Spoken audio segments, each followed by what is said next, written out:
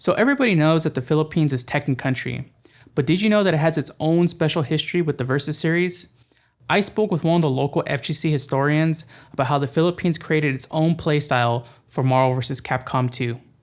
So I'm James Dominic Flores. I go by the name of Promilkid.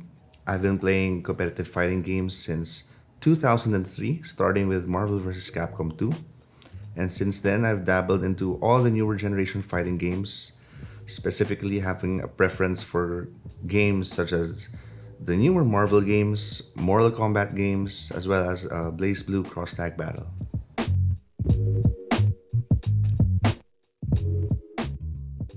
I believe it came out around the same time as the rest of the world. I remember playing it around like 2000, 2001, before I even knew there was a competitive scene.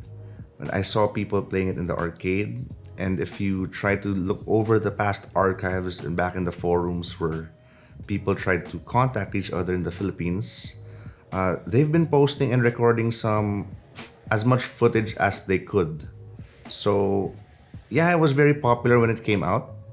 Filipinos love to find their cheap stuff and love to stay as long as they can in an arcade. So I'd say Marvel vs. Capcom 2 was like the perfect game for these guys to play. When the game first came out here in the Philippines, I believe the settings were, I think, on level 3. So I think that it's one higher than default, right? So these guys, they were used to playing in high damage. But despite the relative cheapness of how much you can purchase a token, there are some people, like students, most of the players that time were students, who are they really like to budget their money, right? So they want to play a game that they can play long, for a long time, and make every token count. So one of the managers of some of these arcade franchises shifted the damage back to level 1. I guess it's around like 2002 or 3. In doing so, they offered a longer playing time, whether you win or lose. Because back then, no one was really thinking about the meta, right? So they shifted it back to level 1. All the branches of that arcade shifted back to level 1. And most of the players flocked to those arcades. So since they flocked to that arcade, competitor arcades then also tried to match that by shifting their own machines back to level 1. And that's basically how it all started.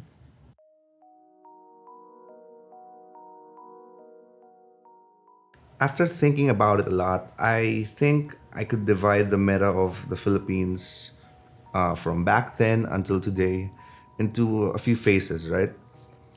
First is universal. When the game came out, regardless of where you played the game, it felt like the more stuff you can put on screen, the better the character you are.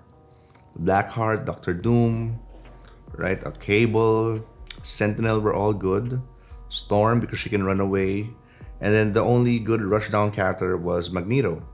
Then Strider kind of worked, and a lot of trap teams started, right? When people started exploring movement, that's when the god tiers came out: Storm, Sentinel, uh, Magneto, and Cable.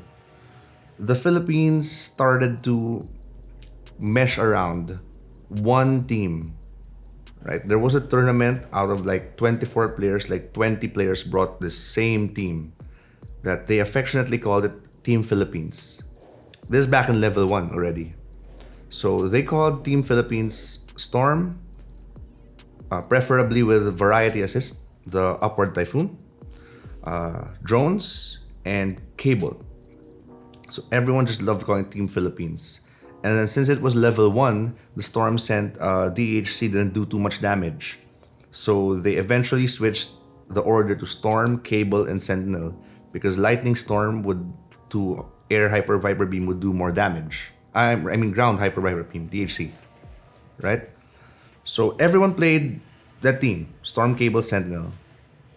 Then a few players started to pick up Iron Man, but it was not enough to combat the team. So everyone just stuck with the Storm team. It had to be a Storm team. Storm was the best character. A few years later, this kid known as JR Bata, he started getting better and better at an exponential rate. He picked up MSP, and he was so robotic with the team that he started dominating. He had the longest period of dominance here in the country. So to combat that one MSP player, people started to refine their Iron Man play.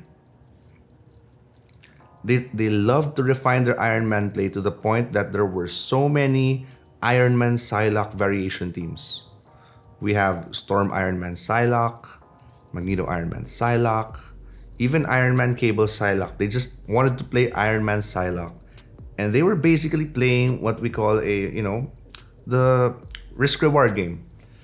Iron Man jabs you once anywhere on screen with a Psylocke assist, you're gonna eat the infinite into a set play. If there were no Psylocke assist, the conversions wouldn't be as easy. And since the damage was low, Psylocke would live longer, Iron Man could live longer, which grants them more opportunities to actually open up a player. Right? I can hit you with 6 frying pans from Sentinel and Iron Man would still be alive. He jabs me once in the air, I'm dead. And I have to take the set play. I have to take the mix-up. Right, so everyone started gravitating to an Iron Man team. Because of that, some players tried to adjust. I've seen older school players combat the Iron Man teams by picking up Strider Doom teams. Because when Strider is on point and Iron Man is on point, Strider just throws a bunch of stuff on screen. Iron Man has a hard time going in. Once he casts Oro, well, Iron Man has to run away, and he's not good at that, right? So once Iron Man came up, the Strider Doom players started rising up. And then it sort of became a rock, paper, scissors type of thing, right? Iron Man counters a lot of things. Strider Doom kind of beats Iron Man. And then to beat that, they would have to use a neutral-based Storm team, which would probably lose to an Iron Man team if Iron Man gets in one jab, just one jab, right? The only exception to that meta was JR and his fantastic MSP play, which happened to be, still the dominant force in the country since like around 2006, 2007, even until today.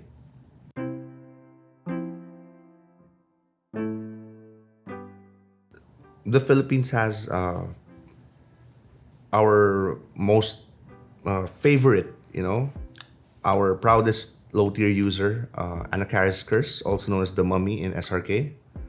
He's been playing the game since the day the game came out, right? So he's using Anakaris, Ruby Heart Sonson. He's been using it since day one. He's delved into a bunch of other Anakaris-based teams and somehow still makes it work, even in level 1 damage.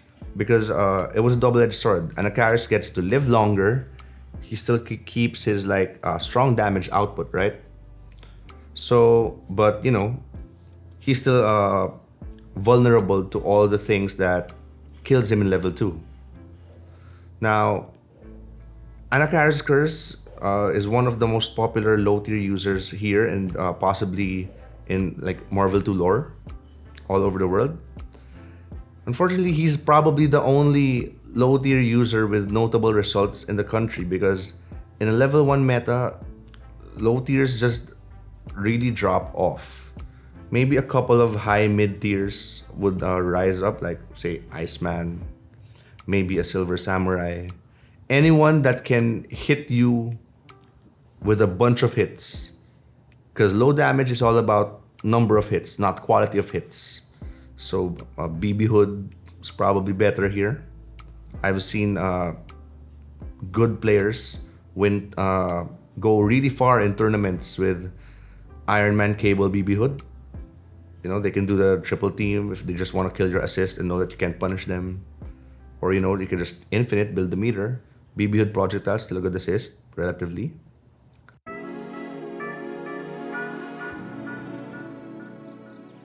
When we talk about malls in the Philippines, there are so many malls in the Philippines. It's so saturated, right? In a very small, space. So within these malls, the criteria for players to flock to a mall is that one, it has to have the game, obviously. Two, the machine has to be well maintained. And three, it's easy to go to.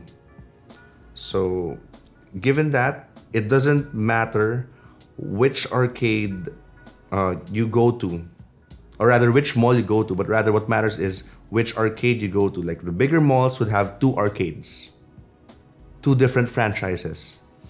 But some of the stronger players would flock to one arcade, and everyone else that can't hang with the big boys have to play in the other arcade, right? So there's no real arcade franchise that dominates the country. It's just all about where can we play some good ass Marvel. So each of these malls would have a lot of local players, those that play only in this mall, and then their best players would be known as defenders, right? That's what they used to call them. And then everyone else in the local arcade had the defender's number or had a way to contact them, so that when someone new, someone from a different mall, or someone that they don't know is right in that arcade beating everyone's asses, they're gonna text that defender like, yo, there's some dude here. Play him. Play him for money. And that's basically how it started. Any top player that plays for a long time, for a prolonged period of time in a certain mall, they would be classified as defenders. Sometimes they would set money matches with other, other players from different malls. And they'd be like, hey, you're from the north, I'm from the south. Let's meet at this middle ground. But this middle ground also has defenders, right? So they gotta play the middle ground players too, right? In the middle ground mall. So right, oh, you're the defender here. Yeah, we're gonna take your money first, so that when you can play, we're gonna play each other for money, right? So that's usually how it goes. Given the setup, the Philippines also liked and preferred team battle formats. Not to say that one-on-one money matches weren't a big thing here, but it was a way for even the local players of a mall to get in on the action, because the tournaments, there were not many tournaments here in the country, and the most high level pressure based Marvel games usually came from money matches, which were also a huge different beast altogether in the Philippines. Because usually when we talk about money matches, we're like first to 5 me for like $500 or something like that, right? First to 10. Back in the day, usually what people did was like, yo, one game, 20 pesos, right? And then someone just keeps count of how many games you've won against the other. It's like, okay, if I get a 5-game lead against you, you have to pay up first before we start playing again. So there would be cases where like they just go like 2 games, then 2 games, and just alternate, and the net result was like no one went home with extra money. The token counter won, right? So it was also a very different beast on how Filipinos approached competitive Marvel, because there were very few tournaments. That's why some of these players, even until now, with the exposure that they have, are still unfamiliar with the tournament standard rules, like no switching of teams when you win, and other stuff like that, like first to 2, double LM brackets, the likes.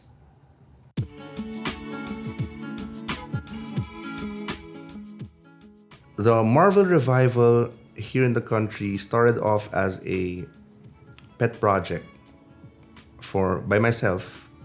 I approached Ryan, I approached Richard from Playbook. I asked that, hey, do you guys want to do an all Marvel event?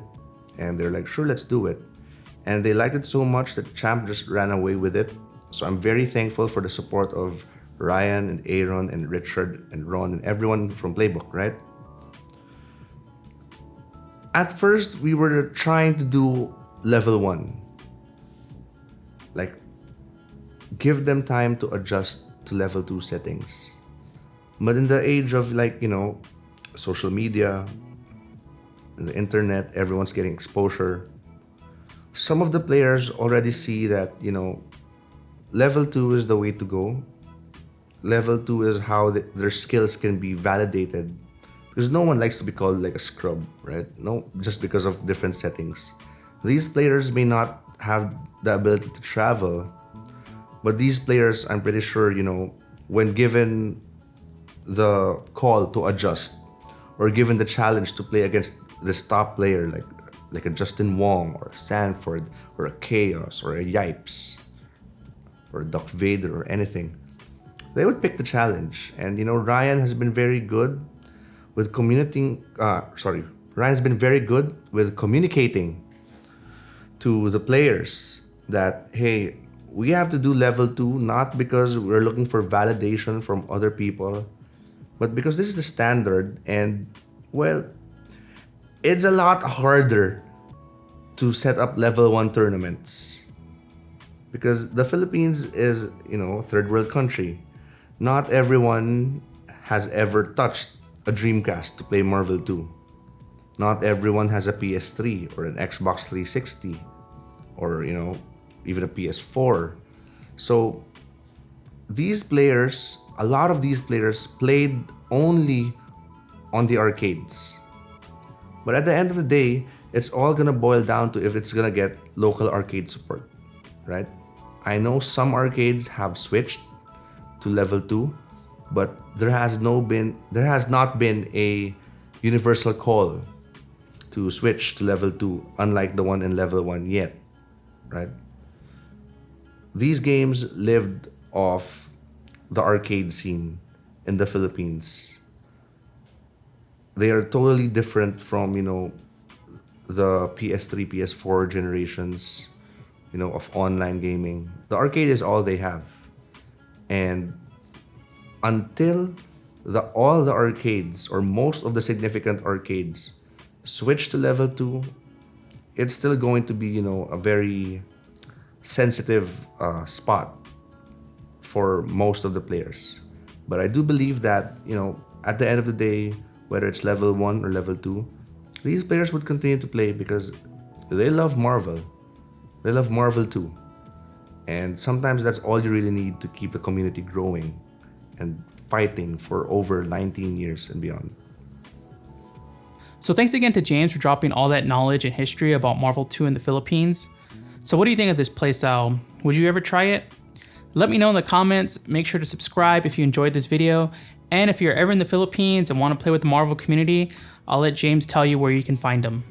Marvel 2 has a Marvel vs. Capcom 2 Philippines. That is for Philippine Marvel 2 in general. If you want to come over and play a Marvel game, not just limited to Marvel vs. Capcom 2, you have Marvel vs. Capcom Philippines. So that's usually where you post for Marvel 3 and Marvel Infinite. So we have 2 distinct Marvel groups. Either way, we will be pointing you to the right direction wherever you decide to ask for games.